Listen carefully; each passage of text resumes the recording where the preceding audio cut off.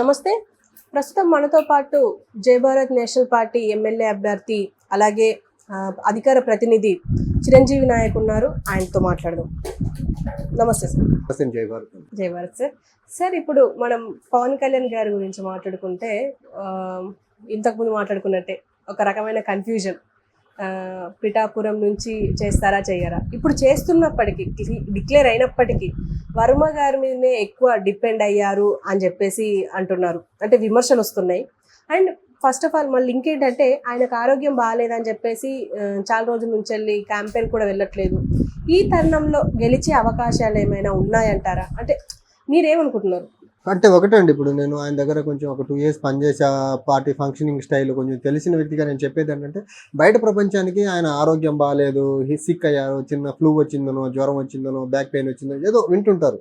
నేను దగ్గరగా చూసింది నాకు అర్థమైంది ఏంటంటే, అది పార్టీ యొక్క ఫంక్షనింగ్ స్టైల్ అలా ఉంటుంది. ఒక యాక్టివిటీ జరుగుద్ది, 1-2 daysలో మళ్ళీ బ్రేక్ వచ్చేస్తుంది. మళ్ళీ ఆ యాక్టివిటీ ఎప్పుడు స్టార్ట్ అవుతుందో తెలియదు. ఇప్పుడు ఎన్నికలు కాబట్టి తప్పవు, కాబట్టి ఆయన అట్లీస్ట్ 1-2 days బ్రేక్ తీసుకొని ఆయన మళ్ళీ ఏదో మీటింగ్ కండక్ట్ చేస్తున్నారు. అండ్ ఆయన ఎప్పుడు ఎక్కువ పబ్లిక్ని కలిసేదానికి ఇష్టపడని వ్యక్తి అండి. ఆయన రాజకీయాల్లో నాయకుడు అనే వ్యక్తి పబ్లిక్కి, లీడర్షిప్కి, కార్యకర్తలకి యాక్సెసిబుల్గా ఉండాలి. కానీ పవన్ కళ్యాణ్ గారి విషయానికి వచ్చేసరికి he's not accessible to all, and he's not accessible to all the time. ఇప్పుడు ఒక పార్టీ హెడ్ అంటే రకరకాల సమస్యలతో ప్రజలు వస్తుంటారు, కార్యకర్తలు వస్తుంటారు, లీడర్స్ వస్తుంటారు, రకరకాల ఇష్యూస్ ఉంటాయి, వాటిని అడ్రస్ చేయాలి.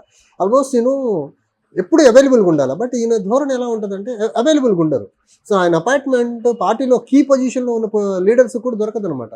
ఇప్పుడు ఏంటంటే ఇంత గ్యాప్ ఎక్కువ తీసుకుంటే ఎన్నికల్లో మరీ ఘోరమైన డిఫీట్స్ అవి చూడాల్సి వస్తుంది. 1 or 2 days బ్రేక్ తీసుకొని మళ్ళీ ఏదో వస్తున్నారు, 1 day చేస్తున్నారు, మళ్ళీ బ్రేక్ అంటున్నారు. సో ఆ party functioning style, Pawan Kalyan గారి ఫంక్షనింగ్ స్టైల్ అలా ఉంటుంది. 1 day ఒక యాక్టివిటీ అనుకుంటారు, ఆ యాక్టివిటీ జరగకుండా ఆపేసినవి కూడా చాలా ఉన్నాయి ఆ పార్టీలో. ఇప్పుడు ఫర్ ఎగ్జాంపుల్ ఆ పార్టీ నుంచి కౌలు రైతుల భరోసా యాత్రని ఒక టేకప్ చేశారు. సో రాష్ట్రంలో ఆల్మోస్ట్ క్లోజ్ టు 3,000 మంది రైతులు ఉన్నారన్నారు. తర్వాత మార్చేసి రైతులు 2 రాష్ట్రాల్లో 3,000 మంది ఉన్నారు.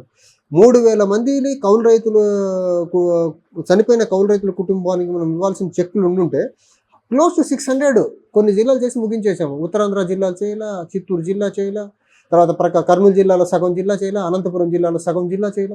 అంటే ఒక టేకప్ చేసిన ఒక ప్రాజెక్ట్ని ఫుల్ఫిల్ చేయలేని వ్యక్తి ఆయన పార్టీ పరంగా ప్రెస్టీజియస్గా తీసుకున్న పర్టికులర్ స్కీమ్ అది. సో అలానే ఉంటుంది ఆయనది. ఒకటి టేకప్ చేస్తారు, మధ్యలో వదిలేయడం అనేది పవన్ కళ్యాణ్ గారికి, జనసేనకి అది వాళ్ళ డిఎన్ఏ. టేకప్ చేస్తారు, వదిలేస్తారు. ఏది కూడా ఒక లాజికల్ ఎండ్కి, లాజికల్ కంక్లూజన్కి తీసుకెళ్లాలనేది ఆ పార్టీ లీడర్షిప్లో డిటర్మినేషన్ లెవెల్స్ లేవు. ఓకే. అండ్ ఇప్పుడు కూడా అదే పరిస్థితి ఏర్పడింది. ఏంటంటే మళ్ళీ 3 days బ్రేక్ పడి మళ్ళీ రెస్ట్. అదేనండి, ఆయన ఇన్కన్సిస్టెన్సీ, ఆయన సీరియస్నెస్ లెవెల్స్ లేవనే దానికి ఎగ్జాంపుల్స్ ఇవి. ఇప్పుడు ఆ స్థాయి వ్యక్తి బెటర్ ట్రీట్మెంట్ తీసుకోవచ్చు కదా. స్టిల్ ఆయనలో సీరియస్నెస్ లెవెల్స్ ఉంటే చిన్నపాటి ఫ్లూ వస్తే అసలు అన్నీ క్యాన్సిల్ చేసి, చిన్నపాటి జ్వరం వస్తే అన్నీ క్యాన్సిల్ చేసుకోరు కదా. ఇప్పుడే ఇలా ఉందంటే జస్ట్ ఇమాజిన్, ఎండలు పెరిగి తర్వాత ఎలక్షన్ యాక్టివిటీస్ ఇంకొంచెం ఇంటెన్సిఫై అయిన తర్వాత, నోటిఫికేషన్ వచ్చిన తర్వాత ఆంధ్రప్రదేశ్లో చూడండి ఆయనకి ఎన్ని ఇబ్బందులు వస్తాయి హెల్త్ పరంగా. అది నిజమైన హెల్త్ లేకపోతే కావాలని చేస్తారనేది అది నాకు తెలియదు, కానీ అది క్వైట్ ఆఫన్ వస్తుంటాయి ఆయనవి. అవన్నీ దగ్గరగా చూసిన వ్యక్తిగా నాకు వింత అనిపించింది. అది ఇన్కన్సిస్టెన్సీ అనేది that will be there always with Janasena and Pawan Kalyan గారు. అండ్ ఇప్పుడు అంటే మొత్తానికి పవన్ కళ్యాణ్ గారు వర్మ పైన, అంటే Pithapuram sitting MLA, I think మాజీ ఎమ్మెల్యే, ఆయన పైన ఎక్కువ డిపెండ్ అయ్యి. అంటే ఒకటండి, ఎప్పుడైతే మన పార్టీ కార్యకర్తలు బలంగా ఉండరో, ఎప్పుడైతే మన బూత్ లెవెల్ కమిటీల నుంచి పై స్థాయి వరకు నియోజకవర్గంలో కమిటీలు స్ట్రాంగ్గా ఉండవు, ఎప్పుడైతే మన లీడర్షిప్ వ్యాక్యూమ్ ఉంటుందో, అప్పుడు మనం వేరే వాళ్ళ మీద డిపెండ్ అవ్వక తప్పదు. ఇప్పుడు ఇంత స్టార్ ఇమేజ్ అంటారు, బలమైన పార్టీ అంటారు, తర్వాత జనసేన అంటే ఒక ఉధృతం ఉప్పెన, అసలు జన సైనికులు అంటే ఏదో, వీర మహిళలు అంటే ఏదో అంటారు కదా. ఆయన సొంత ఎలక్షన్ చేయలేని పరిస్థితి అండి. ఈ రోజుకి ఆయన టీడీపీ పార్టీకి సంబంధించిన వర్మ గారి మీద డిపెండ్ అయ్యి నా విజయాన్ని మీ చేతుల్లో పెడుతున్నాను అని ఒక యాచిస్తున్నాడంటే ఆయన ఎంత వీక్గా ఉన్నారో అర్థమవుతుంది.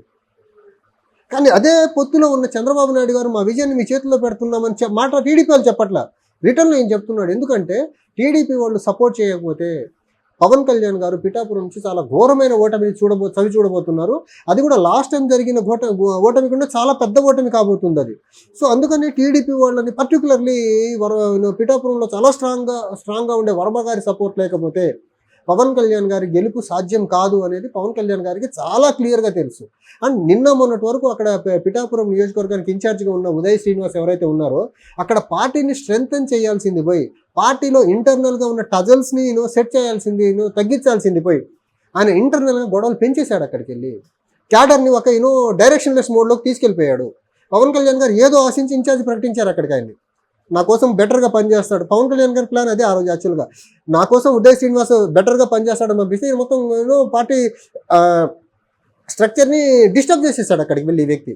పవన్ కళ్యాణ్ గారికి ఈ విషయంలో క్లారిటీ ఉంది. ఉదయ్ శ్రీనివాస్ నా కోసం బెటర్గా పనిచేస్తే నేను అసెంబ్లీ నుంచి చేస్తే అతన్ని కాకినాడ పార్లమెంట్ పంపించాలనే ఒక ప్లాన్తోనే సో కాకినాడ పవన్ కళ్యాణ్ గారు పోటీ చేసే అసెంబ్లీ సెగ్మెంట్కి సంబంధించిన పార్లమెంట్ నుంచి ఉదయ్ని చేయించాలని ఒక ప్లాన్ ఉంది. ఫ్రమ్ డే వన్ అది చాలా క్లియర్గా అర్థమవుతూ ఉండేది నేను లోపల ఉన్నప్పుడు. సో ఉదయ్ ఏదో బెటర్గా చేస్తాడని నేను ఊహించాడు, ఈయన ఊహించిన దానికి రివర్స్ అయిపోయింది అక్కడ. సో ఉదయ్ శ్రీనివాస్ అక్కడికి వెళ్ళి పార్టీ స్ట్రక్చర్ని స్ట్రెంగ్తెన్ చేయకపోగా వీక్ చేసేసాడు. అందుకని వర్మ గారి మీద టూ మచ్ డిపెండెన్సీ ఉంది. అండ్ వర్మ గారు లాంటి ఒక మాస్ లీడరు సపోర్ట్ చేయకపోతే పవన్ కళ్యాణ్ గారి గెలుపు చాలా చాలా కష్టం, మళ్ళీ ఓడిపోతారనే దాంట్లో నాకు ఎలాంటి సందేహం లేదు. అండ్ వర్మ గారికి కూడా ఒక డౌట్ ఉంటుంది, ఒక్కసారి పవన్ కళ్యాణ్ గారు అక్కడ నుంచి గెలిస్తే వర్మ గారి కుటుంబానికి రాజకీయంగా ఇంకా సమాధి అయిపోయినట్టు ఆ కుటుంబం.